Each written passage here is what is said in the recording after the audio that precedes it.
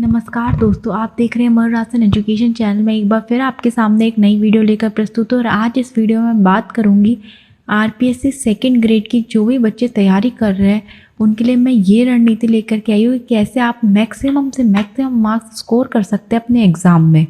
बहुत limited topics पढ़ के आप बिल्कुल मैक्सिमम मार्क्स अपने एग्ज़ाम में स्कोर कर सकते हैं।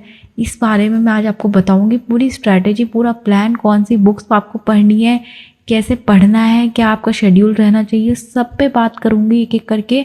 और आपको कंप्लीट लास्ट तक, आपको एंड तक वीडियो के ये पता लग जाएगा कि आपको कैसे मैक्सिमम से मैक्सिमम मार्क्स स्कोर अपने एग्ज़ाम में करने हैं। लास्ट में मैं आपको एक बोनस टिप भी दूंगी ताकि आपकी जो पढ़ाई है वो और भी अच्छे से हो सके, आपके जो मार्क्स हैं वो और अच्छे से गेन हो सके। ठीक है, तो चलते हैं वीडियो की तरफ बिना टाइम वेस्ट करे। देखिए, सबसे पहले मैं बात करूंगी कि आपको जो सिलेबस है और परीक्षा का पैटर्न है वो अच्छे से समझना है कि आपके परीक्षा में कितने पेपर, कितने क्वेश्चंस आ रहे हैं, किस सब्जेक्ट्स में से कितने क्वेश्चंस आ रहे हैं, किस टॉपिक का ज़्यादा वेटेज है, किसका कम वेटेज है, मतलब सब्जेक्ट का, है ना। आपको कंप्लीट अपना सिलेबस स्टडी करना है। जब भी आप कोई सब्जेक्ट उठाने बैठे सबसे पहले आपको सिलेबस रीड करना है और ये देखना है कि कौन सा टॉपिक उनमें आ रहा है। आपको सिर्फ सिलेबस का पढ़ना है, सिलेबस के बाहर कुछ भी नहीं जाएगा। इसलिए आपको सिलेबस में जो टॉपिक नहीं मेंशन वो आपको बिल्कुल भी नहीं पढ़ना है, चाहे वो कितना ही लिंक आ रहे हो, पर आपको नहीं पढ़ना है अगर वो आपके सिलेबस में नहीं है तो। ठीक है, तो इसलिए आपको सबसे पहले अपना क्या करना है, सिलेबस रीड करना है। सिलेबस रीड करने में आपको पेपर सेकंड ग्रेड में आपको पेपर फर्स्ट में आपको जनरल नॉलेज और करंट अफेयर्स मिल जाएगी और पेपर सेकंड में आपका सब्जेक्ट ओरिएंटेड है जो कि आपका सब्जेक्ट का पेपर है। पेपर फर्स्ट आपका 200 अंक का है जो कि 90 मिनट का होगा और आपका जो पेपर सेकंड है वो 300 अंक का है जो कि 2.5 मिनट का है, घंटों का है ना। 2 घंटे 30 मिनट इतने का होगा, 2.5 घंटों का होगा, है ना। नेगेटिव मार्किंग इसमें रहेगी। एक बार आप अपना सिलेबस अच्छे से चेक करना है कि आपका क्या क्या वेटेज है, कौन सा जो टॉपिक या कौन सा सब्जेक्ट है वो ज़्यादा वेटेज का, उससे पहले लेना। ठीक है, आगे आगे मैं आपको बताऊंगी, आपको सब समझ में आ जाएगा, है ना। सेकंड जो आपको करना है वो आपको अपना जो स्टडी प्लान जो आप बना रहे हैं वो आपको बहुत मजबूत बनाना है। इसका मतलब कि आपकी जो दिनचर्या है वो बहुत ज़्यादा स्ट्रॉन्ग होनी चाहिए। ऐसा नहीं कि आप 2 घंटे पढ़ रहे, 3 घंटे पढ़ रहे हैं। आपको बहुत अच्छी तरीके से, मैंने आपको बताया हुआ है कि आप कम समय में कैसे ज़्यादा से ज़्यादा चीज़ें कवर कर सकते हैं, कैसे अपना सिटिंग पावर बढ़ा सकते हैं। तो उस पर मैंने कल ही वीडियो बनाई है, आप जाके देखना उस वीडियो को, आपको बहुत हेल्प मिलेगी लास्ट टाइम पे जब आप अपने स्टडी आवर्स को बढ़ाने का आपका बहुत ज़्यादा समय है ना। तो इसमें आपको जो अपना टाइम टेबल है वो बहुत अच्छी तरीके से बनाना है। आपको डेली टाइम टेबल बनाना है और दोनों पेपर को अलग अलग समय रखना है। और सबसे ज़्यादा इम्पॉर्टेंट जो जीके, राजस्थान जीके और करंट अफेयर्स है उसको रोज़ आपको पढ़ना है। और जो सब्जेक्ट, जिस सब्जेक्ट से आप हो, जिस सब्जेक्ट का आप भर रहे हो वो सब्जेक्ट आपको डेली पढ़ना है। मतलब आपके जो टाइम टेबल है उसमें ये तीनों चीज़ें तो मेंशन होनी चाहिए, वो भी डेली, क्योंकि अब ज़्यादा टाइम नहीं रहा है, सिर्फ 60 दिन रहे हैं। तो इसलिए आपके दोनों सब्जेक्ट, जो दोनों पेपर हैं आपके, उनमें आपका राजस्थान जीके, करंट अफेयर्स और सब्जेक्ट, ये दोनों आपके डेली होने चाहिए। ठीक है, डेली आपको, चाहे आप 2 घंटे पढ़े चाहे 1 घंटे पढ़े, पर पढ़ेंगे आप डेली, है ना। और मैं आपको ये जीके और करंट अफेयर्स ही क्यों कह रही हूँ, ये मैं आपको वीडियो का जब एंड आएगा तो आपको पता लग जाएगा, है ना।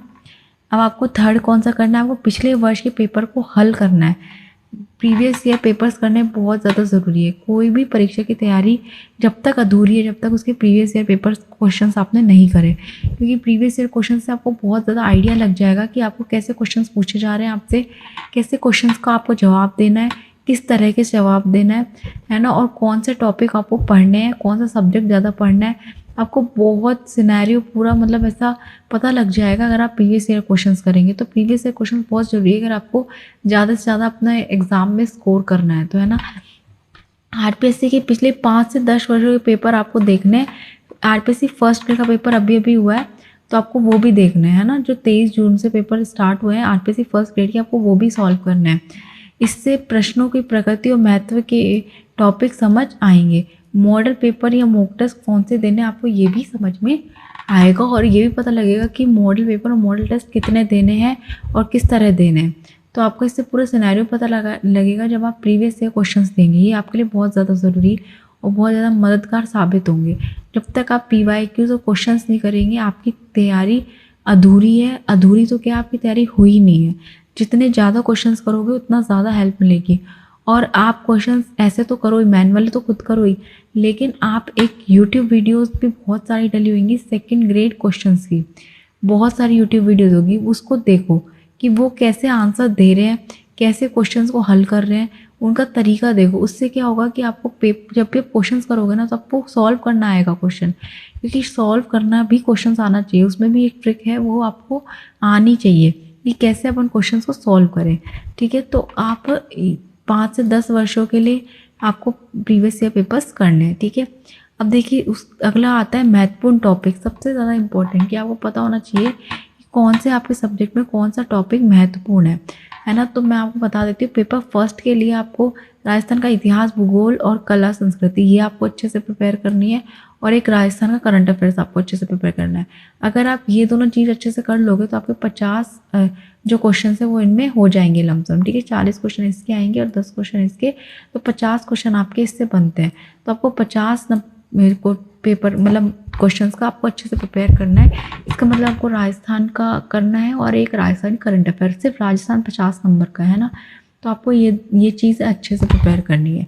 पेपर सेकंड के लिए आप अपना विषय का पेपर है वो आप अपने अकॉर्डिंग करो, लेकिन उसके बेसिक और एडवांस की तैयारी के लिए आपको एनसीईआरटी और उच्च स्तरीय जो बुक होती है उनको आपको रेफ़र करना पड़ेगा। एनसीईआरटी बुक्स आपको पढ़नी पड़ेगी 6 to 12 तक की, 11 तक की आप पढ़ लें, बहुत ज़्यादा हेल्पफुल होगी आपको। आप खुद को लगेगा कि जो पेपर है वो इन्हीं में से ही बनेगा, आरपीएससी एनसीईआरटी बुक में से ही पेपर बनता है। ठीक है, तो आप इनको पढ़ो बुक्स को पेपर सेकंड के लिए।